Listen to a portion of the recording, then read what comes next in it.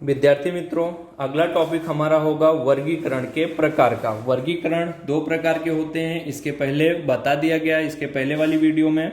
अब हम इनके कुछ संख्यात्मक उदाहरण के बारे में भी आगे जानेंगे। जैसे कि इन्होंने आगे एक उदाहरण लिया हुआ है कि माना कि किसी एक विस्तार में रहने वाले परिवार में से 100 परिवार का एक न्यायाधीश का चयन करके परिवार में बालकों की संख्या विषयक सूचना एकत्रित की जाती है, तो प्रति परिवार बालकों की संख्या प्रदर्शित 100 अलग अलग अवलोकन मिलेंगे, जिसे अवर्गीकृत सूचना कहेंगे। इस सूचना के अध्ययन से ऐसा निष्कर्ष प्राप्त होता है कि न्यायाधीश में एक भी बालक न हो ऐसे 10 परिवार, एक बालक वाले परिवार 35 परिवार, या जिस परिवार में एक बालक हो ऐसे 35 परिवार हैं। ऐसे 2 बालक हों ऐसे 40 परिवार, 3 बालक हों ऐसे 15 परिवार। इस वर्गीकरण को संख्यात्मक सूचना का वर्गीकरण कहते हैं, जिसे संक्षिप्त में निम्न अनुसार प्रस्तुत किया जाता है। जैसे बालकों की संख्या 0, 1, 2, 3, मतलब एक भी बालक ना हो, एक बालक हो, 2 बालक हो, 3 बालक हो। एक भी बालक ना हो ऐसे 10 परिवार, एक बालक हो 35 परिवार, 2 बालक हो 40 परिवार, 3 बालक हो ऐसे 15 परिवार हैं। इन टोटल परिवारों की संख्या होती है 16। ये हमारा क्या हुआ? वर्गीकरण हुआ। कैसा वर्गीकरण है? संख्यात्मक वर्गीकरण। आगे एक उदाहरण इसके जैसा और इन्होंने नीचे दिया हुआ है।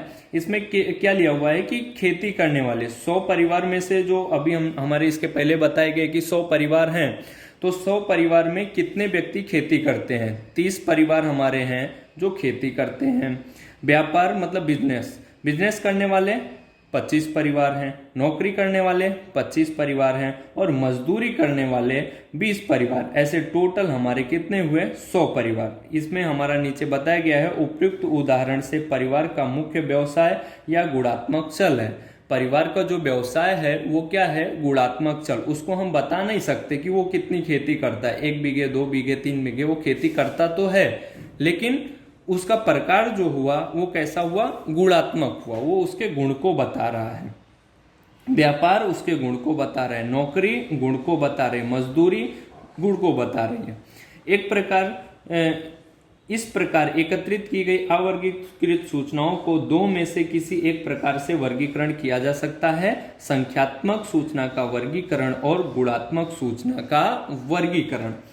अब इसके पहले हम सबसे पहले पढ़ेंगे संख्यात्मक सूचना का वर्गीकरण। तो संख्यात्मक सूचना का वर्गीकरण हम कैसे करते हैं? संख्यात्मक चल के 2 प्रकार, सतत चल और असतत चल। संख्यात्मक चल के कितने प्रकार होते हैं? 2। कौन कौन से? सतत चल और दूसरा क्या होता है? असतत चल।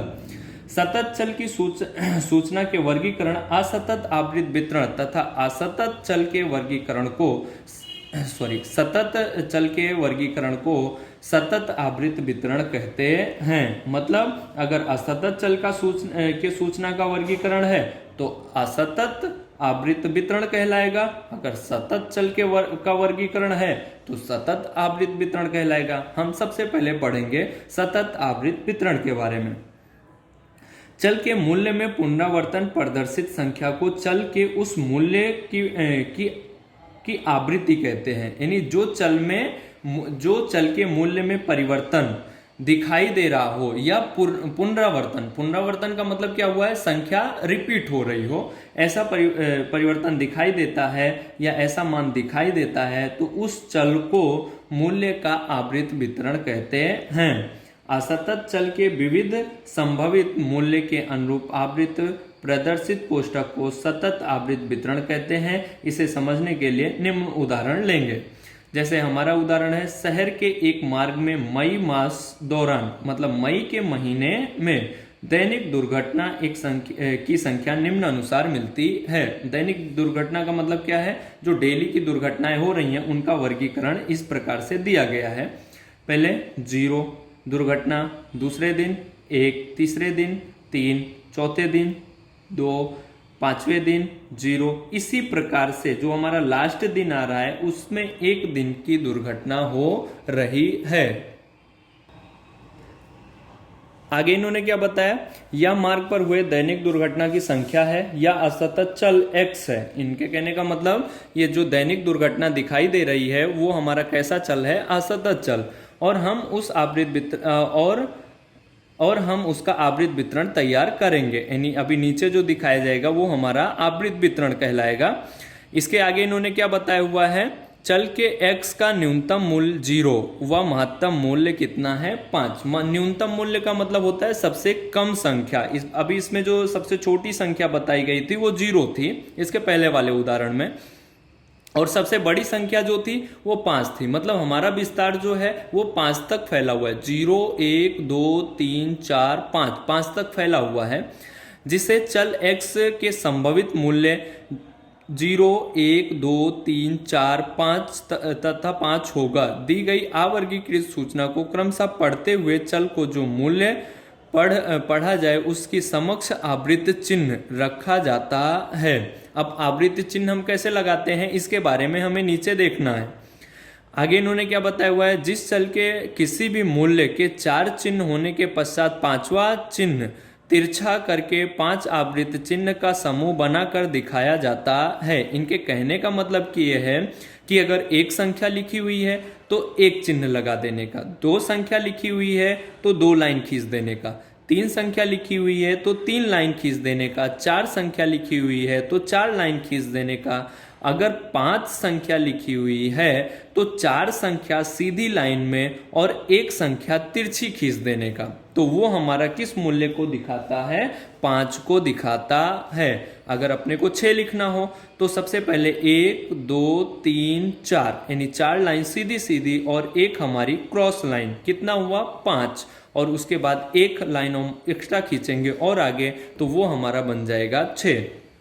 जैसे दुर्घटना की संख्या 0 हो, ऐसे इसकी आवृत्ति, ऐसे दिन हमारे जो आए हुए हैं वो 9 आए हुए हैं। ऐसे दिन कितने हैं, 9 के लिए हमें सबसे पहले क्या करना होगा, 1 2 3 4 लाइन खींचा, क्रॉस किया, 5वीं लाइन आई और 4 लाइन हमें और खींचना है, इस प्रकार हुआ 9। फिर एक दुर्घटना हो, ऐसे कितने दिन है, 7 दिन एक दुर्घटना होती है, तो 7 के लिए वापस वही प्रक्रिया, 4 लाइन 4 तक की गिनती बताई, एक क्रॉस किया, 5 तक की गिनती बताई और इसके बाद 2 लाइन और उसके साथ में खींची गई, वो कितना हो गया 7। 2 दुर्घटना हो, ऐसे 7 दिन ऊपर के जैसा ही है। 3 दुर्घटना हो, ऐसे 4 दिन, 4 लाइन खींच देनी है, 1 2 3 4 लाइन खींच दिए, इससे हमारा क्या हुआ, 4 दुर्घटना बता रही है, इसको आवृत्त चिन्ह बोला जाएगा। 4 दुर्घटना, इसके बाद 4 दुर्घटना हो, ऐसे कितने दिन, 2 दिन, तो 2 लाइन खींच देने का। 5 दुर्घटना हो, ऐसे 2 दिन और ये हमारा खींच देने का 2 लाइन, और ये हमारे टोटल होंगे 31 यानी 31। इसके जैसे हम नीचे उदाहरण हमारी किताब में और दिए गए हैं, और किताब में प्रश्नावली का पहला ही क्वेश्चन जो होगा इस टॉपिक का है। अब इसके आगे के टॉपिक में हम आगे की चर्चा